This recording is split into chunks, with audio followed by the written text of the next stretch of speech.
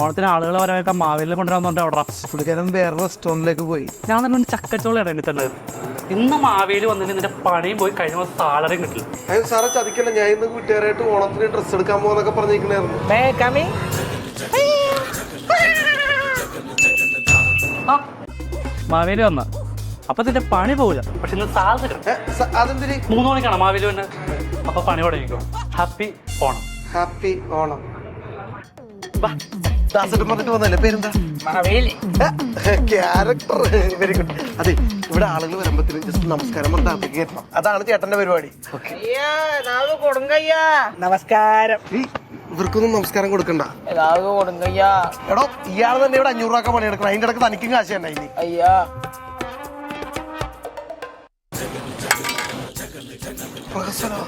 ஐயா ரொம்ப நன்றி ஐயா. ஐயா இது படம் வைக்கிறதுக்கு ஏதாவது கடை இருக்கா?